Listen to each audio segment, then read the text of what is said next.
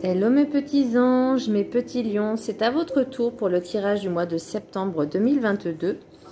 Donc, ça ne parlera pas à tout le monde, ça c'est clair, ça ne parlera pas à tout le monde ni au même moment, voilà, ça peut être intemporel aussi.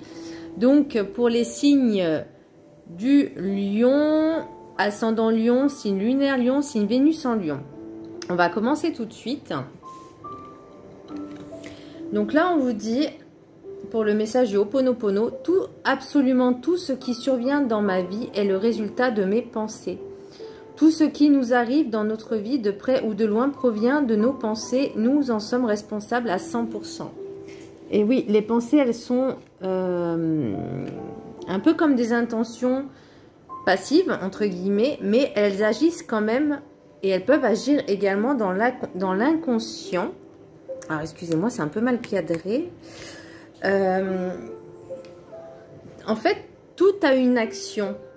Ce n'est pas forcément les actes, mais les pensées, les mots et les actes ont une action, même au niveau de l'univers, puisque l'univers les entend.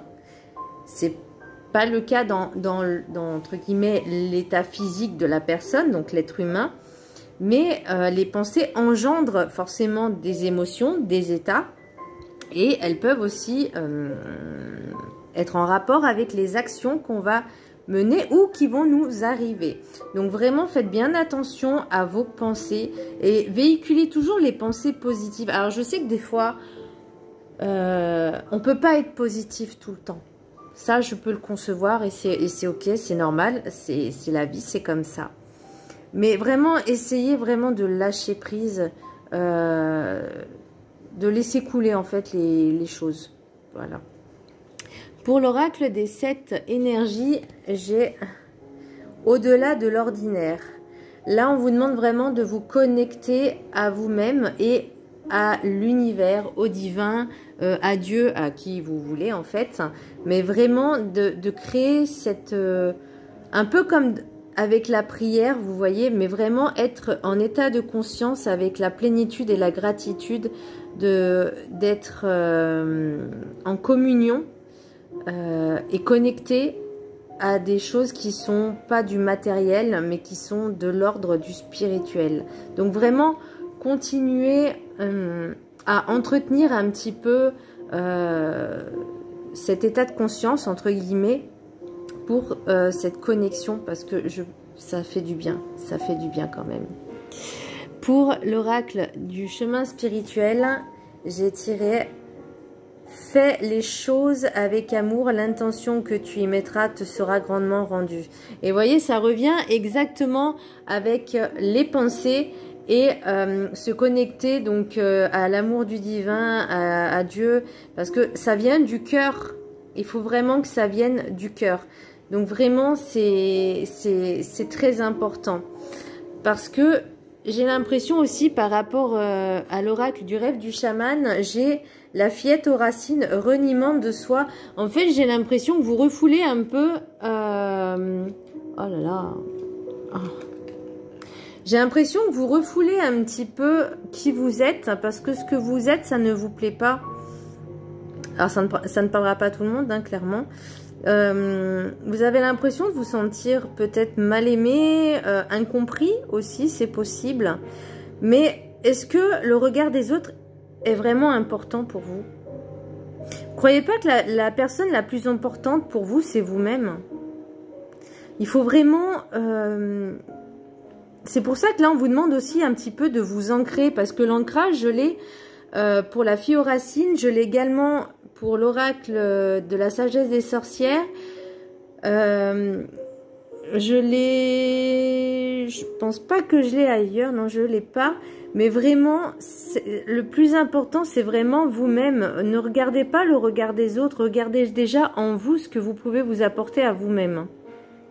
Apportez-vous de l'amour, parce que pour l'oracle des 7 de la carte enchantée, j'ai le ruisseau magique. Donc là, en fait, on vous dit que vous êtes vraiment un être à part et de tout ce que vous avez vécu, ça fait de vous votre personnalité. Vous voyez? Donc, laissez aller, laissez-vous porter par votre intuition, par vos vécus, votre vécu, par vos expériences. Parce que c'est ce qui vous a un petit peu fait évoluer dans le ici et maintenant. Regardez ce que vous avez vécu, ce que vous avez appris et l'expérience qui vous a, les expériences que vous avez eues et ce que ça vous a apporté. Et si ça a été vraiment tout ce qui était négatif et toxique, essayez de le transmuter en tout ce qui est positif. Essayez vraiment. Là, vraiment, c'est pour ça qu'on vous parle des pensées. Donc vraiment, faites attention à vos pensées. Vraiment, essayez de chercher l'ancrage et la stabilité, de vous recentrer sur vous, de vous centrer et de vous ancrer vraiment dans le ici et maintenant. Vous avez besoin de cette stabilité. C'est peut-être pour ça aussi qu'il y a eu un petit peu la fillette aux racines, le reniement de soi, parce que vous refusez un peu cette réalité, alors que là, on vous demande vraiment de pouvoir vous aimer, vous affirmer, et l'ancrage est nécessaire pour une meilleure stabilité. Le message des anges, j'ai eu Maya. L'école, les études et l'éducation favorisent aujourd'hui votre développement personnel et l'accomplissement du but de votre vie. Les anges vous guideront et vous aideront. Donc là, vous voyez, alors ça ne va pas forcément parler d'études au sens propre, mais peut-être justement le travail que vous aurez fait avec vous-même également. Vous voyez, lire beaucoup de livres sur le développement personnel. D'ailleurs, ils en parlent. De comprendre un peu les choses de la vie, de comprendre pourquoi, comment je peux aller mieux, parce que peut-être que vous n'avez pas forcément la clé, hein, personne n'a la vérité absolue, mais dans les livres, vraiment, vous pouvez avoir, certains livres peuvent vous apporter cette sagesse nécessaire, cette faculté à pouvoir vous développer, vous, en tant qu'être humain, en tant qu'être individuel et en tant qu'être spirituel. Pour les maîtres ascensionnés, j'ai écouté votre cœur. Donc là, on revient encore pour l'âme. Donc Saint François, vous pouvez le prier, Saint François. Vous pouvez faire une prière à Saint François, demander son aide. Toujours dans la gratitude, hein, voilà.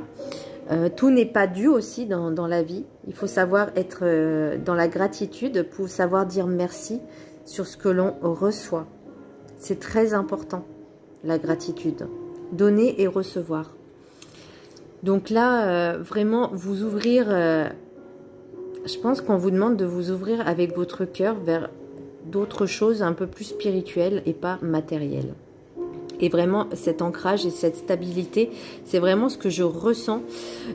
Pour l'oracle des miroirs, j'ai la sexualité, retour, séparation, évolution, bouclier, échec, fatalité, boomerang. Alors, j'ai comme l'impression, alors ça ne parlera pas à tout le monde, encore une fois, mais j'ai l'impression qu'il y a des personnes qui ont un retour d'un ex.